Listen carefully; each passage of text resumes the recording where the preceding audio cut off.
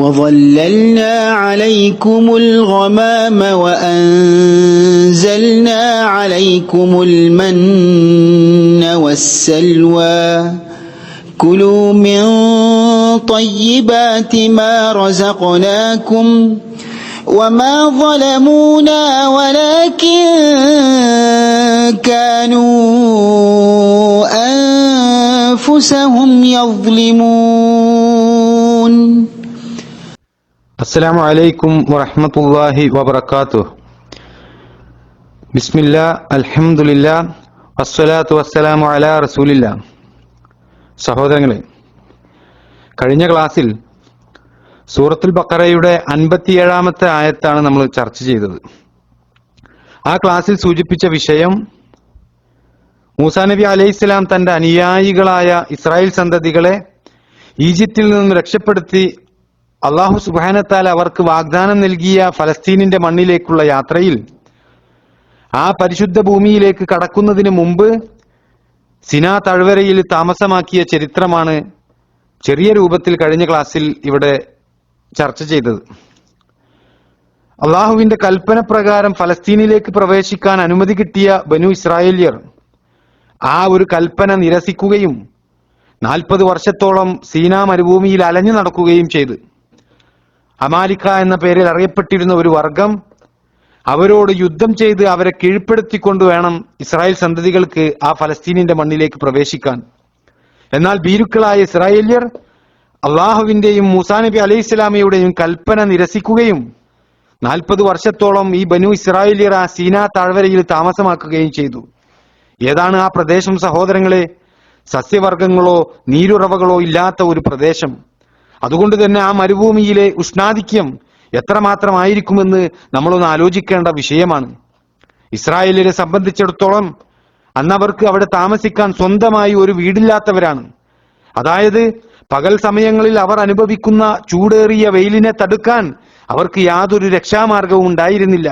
ഈ അവസരത്തിലാണ് ഒരു നീണ്ട കാലത്തോളം അല്ലാഹു സുബ്ഹാനഹു വ തആല അവർക്ക് വേണ്ടി ആകാശത്തെ മേഘാവൃതമായി നിർത്തുന്നത്. കാരുണ്യവാനായ റബ്ബ് അവർക്കവിടെ നിത്യവും മേഘത്തണലുകൾ നൽകുകയാണ്. അല്ലാഹു സുബ്ഹാനഹു വ തആല ഇസ്രായേൽ സന്തതികൾക്ക് നൽകിയ ഈ അനുഗ്രഹമാണ് സൂറത്തുൽ ബഖറയിൽ നമ്മൾ പഠിച്ചുകൊണ്ടിരിക്കുന്ന ഈ ആയത്തിൽ അല്ലാഹു സുബ്ഹാനഹു വ തആല പറഞ്ഞത് വളല്ലൽനാ അലൈക്കുമുൽ ഗമാമ, നിങ്ങൾക്ക് നാം മേഘത്തണൽ നൽകുകയും ചെയ്തു എന്ന് പറഞ്ഞത്. ഇവിടെ ഈ ആയത്തിൽ തഫ്സീർ പണ്ഡിതന്മാരിൽ ചിലർ വ്യാഖ്യാനിക്കുന്നത് അള്ളാഹു നൽകിയ ഈ മേഘത്തണൽ അത് വെളുത്തതും തണുപ്പ് നൽകുന്നതുമായിരുന്നു എന്നാണ്. ചില പണ്ഡിതന്മാർ സ്വഹാബികളിൽ നിന്നാണ് ഈ രൂപത്തിലുള്ള അഭിപ്രായങ്ങൾ രേഖപ്പെടുത്തിയിട്ടുള്ളത്. ഇബ്നു കസീർ റഹിമഹുല്ലാ അദ്ദേഹത്തിന്റെ തഫ്സീറിൽ അതെല്ലാം എടുത്തു വിശദീകരിക്കുന്നുണ്ട്. അപ്പോൾ ഈ ആയത്തിൽ അള്ളാഹു നൽകിയ ഒന്നാമത്തെ അനുഗ്രഹമാണ് അത് ബനു ഇസ്രായേലിയർക്ക് അള്ളാഹു മേഘത്തണൽ നൽകി എന്ന് പറഞ്ഞത് ഒരു വലിയ അനുഗ്രഹമാണ്. ഇനി അള്ളാഹു സുബ്ഹാനഹു വ തആല അവർക്ക് നൽകിയ രണ്ടാമത്തെ അനുഗ്രഹം അതാണ് ഈ ആയത്തിൽ ശേഷം പറയുന്നത് വഅൻസൽനാ അലൈക്കുമുൽ മന്ന വസ്സൽവാ, മന്നായും കാടപ്പക്ഷികളും നിങ്ങൾക്ക് നാം ഇറക്കിത്തരുകയും ചെയ്തു എന്ന്. ഈ ആയത്തിൽ ഇവിടെ അള്ളാഹു പറയുന്ന കാര്യം അറിയിക്കുന്നത് അന്ന് ഇസ്രായേലിയർക്ക് 40 വർഷത്തോളം അള്ളാഹു നിരന്തരമായി കൊടുത്തുകൊണ്ടിരുന്ന ആ രണ്ട് ആഹാര പദാർത്ഥങ്ങളെ കുറിച്ചാണ് അള്ളാഹു സുബ്ഹാനഹു വ തആല ഇവിടെ പറയുന്നത്. അതാണ് സഹോദരങ്ങളെ മന്നയും സൽവയും. അന്ന് മൂസാ നബി അലൈഹി സ്വലാമിയുടെ കൂടെ ഉണ്ടായിരുന്ന ലക്ഷക്കണക്കിന് ആളുകൾക്ക് ഭക്ഷണം കഴിക്കാൻ, കൃഷി ചെയ്യാനും മറ്റും യാതൊരു വഴിയുമില്ലാത്ത ഒരു അവസ്ഥയിലാണ് അല്ലാഹു സുബ്ഹാനഹു വ തആല അവർക്ക് പ്രത്യേക അനുഗ്രഹമായി മന്നയും സൽവായും നൽകുന്നത് എന്ന് നമ്മൾ പ്രത്യേകം ഓർക്കേണ്ടതുണ്ട്.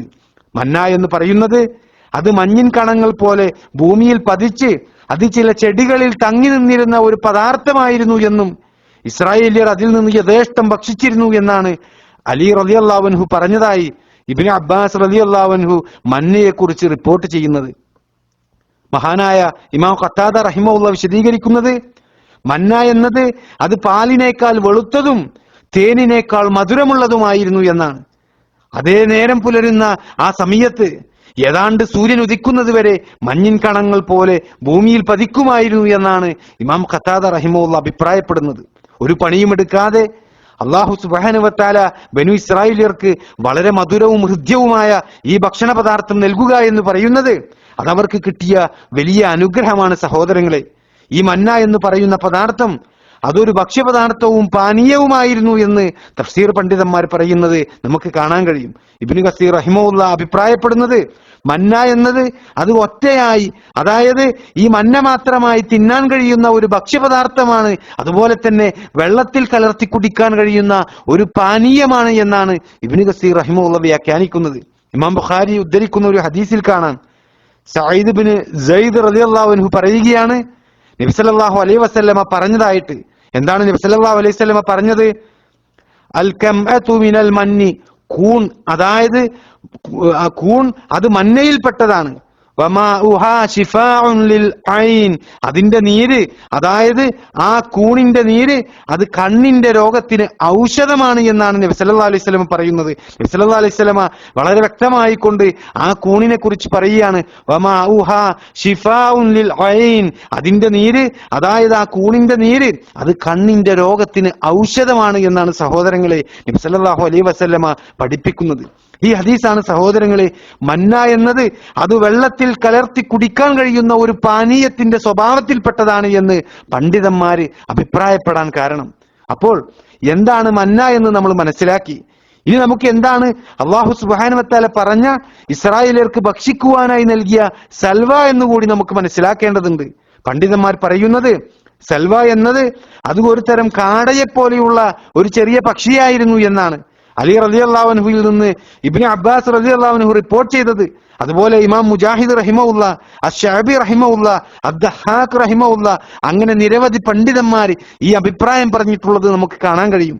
സഹോദരങ്ങളെ, ആഹാര സാധനങ്ങളൊന്നും ഇല്ലാത്ത വലിയ ഒരു ജനസമൂഹത്തിന് ഈ ആഹാരം കൊണ്ട് അവരുടെ ജീവിതം മുന്നോട്ട് കൊണ്ടുപോകുവാൻ സാധിച്ചു എന്നാണ് സഹോദരങ്ങളെ ചരിത്രം നമുക്ക് പഠിപ്പിച്ചു തരുന്നത്. നിങ്ങളൊന്ന് ആലോചിച്ചു നോക്കൂ, വലിയ വലിയ വളർച്ചയിലെത്തിയ രാജ്യങ്ങളിൽ പോലും ലക്ഷക്കണക്കിന് അഭയാർത്ഥികൾ പെട്ടെന്ന് വന്നു ചേരുകയാണ് എങ്കിൽ അവരുടെ ഭക്ഷണത്തിനുള്ള ഏർപ്പാട് ചെയ്യുക എന്ന് പറയുന്നത് അത് ആ രാജ്യത്തെ സംബന്ധിച്ചിടത്തോളം അത് വളരെ പ്രയാസമുള്ള ഒരു കാര്യമായിരിക്കും. എന്നാൽ ഇവിടെ സംഭവിക്കുന്നത് അങ്ങനെയല്ല. അവർക്ക് എല്ലാ ദിവസവും വൈകുന്നേരം കാടപ്പക്ഷിയും രാവിലെ മന്നായും അല്ലാഹു സുബ്ഹാനഹു വ തആല നൽകിക്കൊണ്ടിരിക്കുകയാണ് സഹോദരങ്ങളെ. ഈ ഭക്ഷണങ്ങൾ അവരോട് ആസ്വദിച്ച് കഴിച്ചോളൂ എന്നാണ് അല്ലാഹു സുബ്ഹാനഹു വ തആല പറയുന്നത്. അതാണ് ഇന്ന് നമ്മൾ പഠിക്കുന്ന ആയത്തിൽ മന്നായും കാടപ്പക്ഷികളും നിങ്ങൾക്ക് നാം ഇറക്കിത്തരുകയും ചെയ്തു എന്ന് പറഞ്ഞതിന് ശേഷം അല്ലാഹു സുബ്ഹാനഹു വ തആല പറയുന്നത്, കുലൂ മിൻ ത്വയ്യിബാതി മാ റസഖ്നാകും, നിങ്ങൾക്ക് നാം നൽകിയിട്ടുള്ള വിശിഷ്ടമായ വസ്തുക്കളിൽ നിന്ന് ഭക്ഷിച്ചുകൊള്ളുക എന്നാണ് അല്ലാഹു സുബ്ഹാനഹു വ തആല അവിടെ പറഞ്ഞത്. ഇതാണ് സഹോദരങ്ങളെ ഇതിന്റെ തുടക്കത്തില് അല്ലാഹു സുബ്ഹാനഹു വ തആല പറഞ്ഞ കാര്യങ്ങൾ നമ്മൾ മനസ്സിലാക്കേണ്ടത്. ഇനി തുടർന്ന് ഈ ആയത്തിൽ അല്ലാഹു സുബ്ഹാനഹു വ തആല പറഞ്ഞ കാര്യം കൂടി നമുക്ക് പഠിക്കാനുണ്ട്. അത് ഇൻഷാ അല്ലാഹ് നമുക്ക് അടുത്ത ക്ലാസ്സിൽ ചർച്ച ചെയ്യാം. അല്ലാഹു സുബ്ഹാനഹു വ തആല അനുഗ്രഹിക്കുമാറാകട്ടെ.